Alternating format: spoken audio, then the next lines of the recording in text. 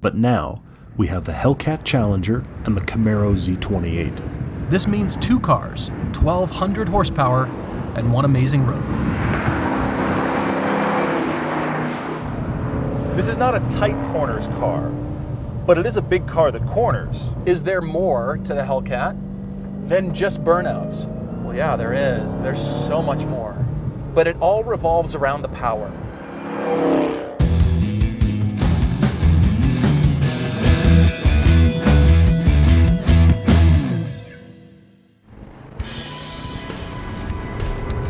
This is the current ultimate Camaro, the return of the Z28 name. This is a very different car. You might ask, why the Z28? Well, this is the hottest thing that Chevy makes for the Camaro. But like the Challenger, this is the king of its lineup. So if you're shopping in the Camaro world, this is the most Camaro you can buy. What I do love about this is the owner who generously let us drive his Z28. He bought it brand new and immediately took it straight to the track. I love it when people buy these cars and use them for what it's intended. The original idea of this car is to be a stripped out track car with one major package exception. You can get air conditioning and bring with that an actual 6-speaker stereo. But this is not a luxurious place. That's not the point of this car. With this Z28, they still have the current Hot Wheels looking package that the Camaro has had for a few years now, but they've really set out to make a focused race car. This car looks so far more aggressive than the Challenger. All about airflow. Have you looked at the splitter and the giant spoiler on the rear? This car is brutal. It's badass. I love it. This car gets far more looks, of course, because it looks like it just came from a racetrack, but I love this recipe. It's pay more, get less in the interior, get a harder, sharper focused track car. Done. Now, the downsides to the Z28, unfortunately, are the same downsides as every Camaro. This isn't a great interior. I mean, they have dressed it up over the years. It's unique, and I respect that about it. But there is quite a bit of average plastic in here, and because it has the styling of this Hot Wheels looking car, it's a bunker. There's just no way around it. The seats are great, actually, and I enjoy everything about the driving position and the interaction with the car. It's when you're sitting in traffic and you start to really look around the interior and see what you have available that you realize there's not much here. Feels almost like an economy car. You are getting a whole lot more for your money in that Challenger. It's just, this does something else differently. When you start driving this car hard, and you'll want to, everything that's wrong with it vanishes, because everything about driving it hard has been done perfectly. If you were looking for gadgets, spend your money elsewhere.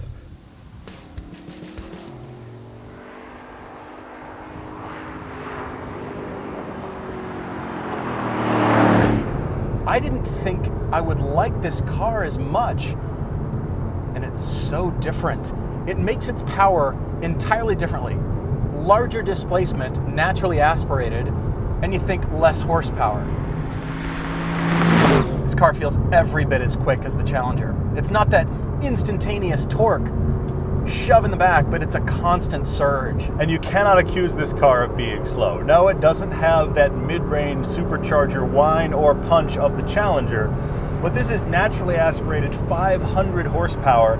Once you get deep into the pedal, it explodes. I don't even know what the speed limit is here. In this car, I don't really care. Get your daily triple right here. Can you even hear me anymore? I feel like I'm being completely drowned out by the sound of this car. We're back in the forest, making naughty noises on Everyday Driver. It is also very quick. Come on, come on. The speeds between the corners is mind-numbing. I like the Camaro SS. At the time that we drove it, it was my favorite muscle car, but I wished for better steering. This doesn't have any more theater than the original SS.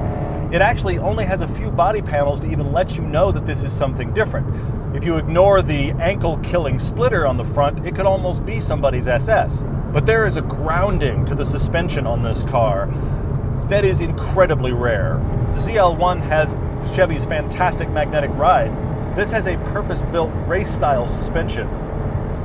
I'd prefer the Magna Ride, but not for this car. They've done everything right. I mean, look how rough this road is. Look how much I'm being thrown around in this car. And the car just hunkers down and grabs on. It absorbs it and resettles before you can even realize you've been disrupted. So it doesn't have the versatility of the magnetic ride. However, it is amazing how this just sticks to the road. Now, part of that is these tires. This car rides in Pirelli Trofeo Rs. These are just a whisper of being street legal. Essentially a foot wide of rubber on each of the four corners of this car. These tires are so aggressive that when they're cold, you're losing grip all the time. Once you warm them up though, they're like flypaper rubber. It's astounding how well this car sticks to the road. Earlier, I pulled out of a turnout, and as I drove away, these super sticky tires threw a rock up at the car. It hit in the dead center of the windshield. Somehow the tires defied all laws of wind and physics and threw a rock at itself. The Z28 is just angry. I'm not entirely sure what it's pissed off about, but it is very pissed off.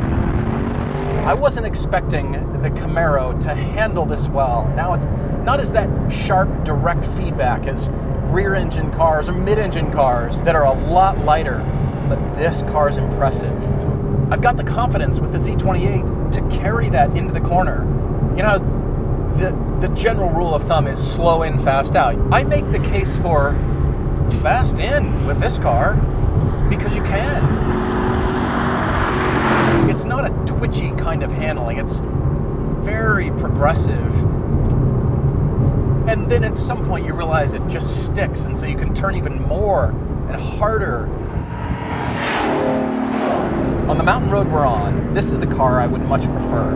And whenever either one of us are in the Z28, we can just hang out and continue constant speed through corners. It really doesn't matter what the corner is.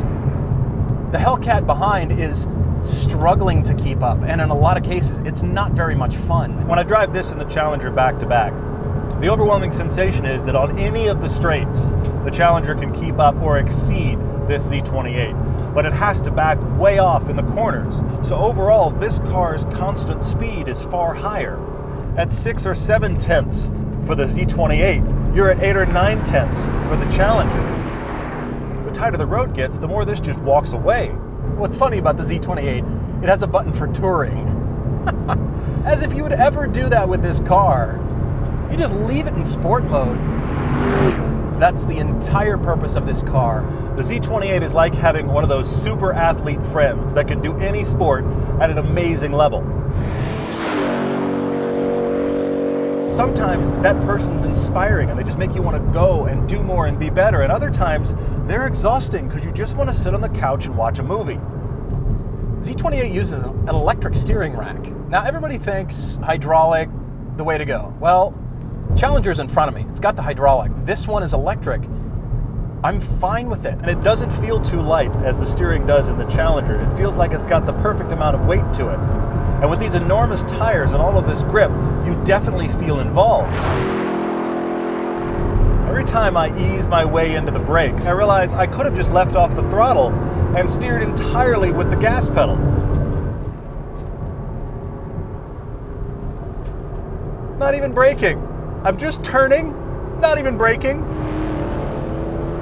Look at this. These transitions are so flat.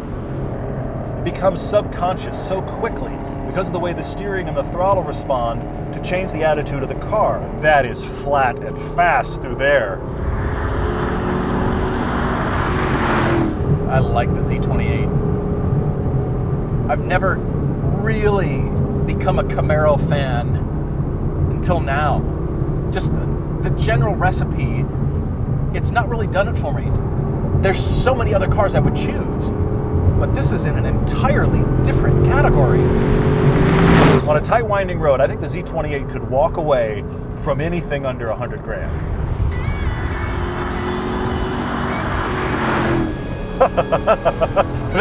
that should not have been possible, and yet there it was. I know what some of you are thinking. Some of you are thinking, it's still a Camaro, I cannot take it seriously. And I'm telling you, you should. We both spent time in a lot of different conditions with this car, and it's coming in the category of a one-trick pony. It's great for track, it's great for these twisties. Don't want to commute in it, don't want to sit in traffic, and I don't want to do road trips in this car. I really like this Z28. I'm not entirely sure how many customers there are out there that want something quite this focused. I mean, I do, but in general, this isn't a car for many people, but I'm really glad they built it because what were they doing? Let's take a Camaro, the bunker on wheels, and build a fantastic track car. And they did.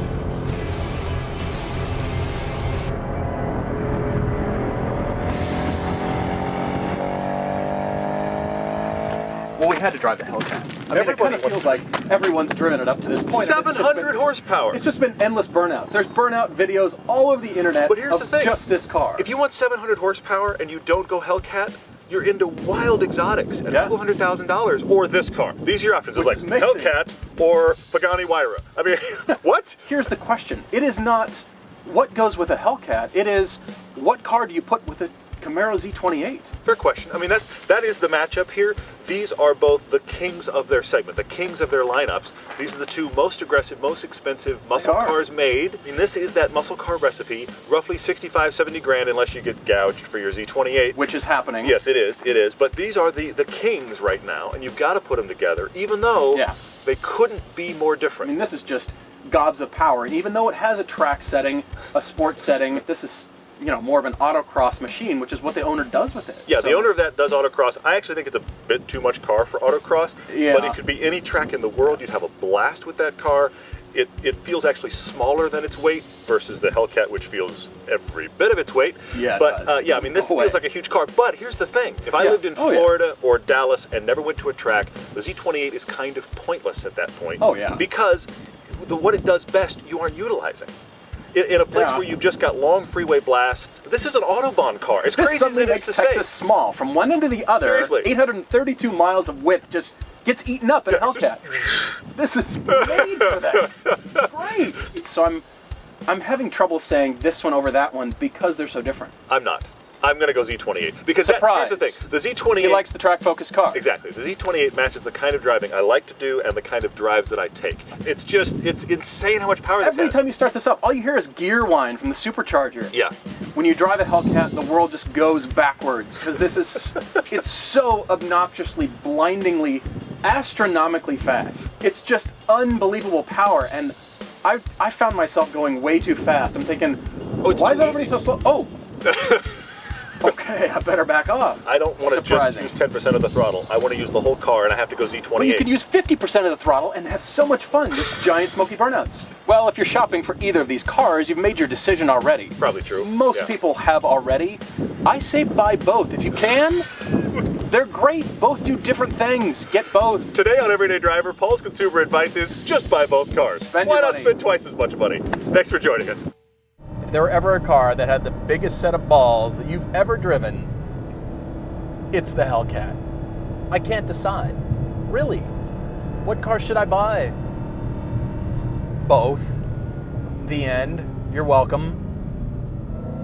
I really like this Challenger. It's always been one of my favorite muscle cars for just look, for cruising prowess, but now it has genuine anger under the hood and the real ability to be thrown around on a back road. That's amazing.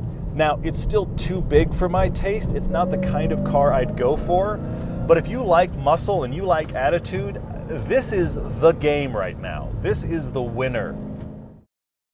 Just like I said on the Challenger, the reason for this car, also because, thanks to our Canadian friends where they're both built, they exist. Got to drive this car. The Hellcat for cruising, this for your track days. Hope you get a good gas car to get discount fuel points because you're going to be spending a lot between these cars. The problem with the Z28 is this 80 grand sticker. I don't know how many people are out there in that world shopping for a very track-focused car at 80 grand. And if you have that kind of money, are you going to buy something else? I think you might. But the flip side of the Z28 is nobody realizes how great this car is until they've driven it. And then you will be jaw-dropped.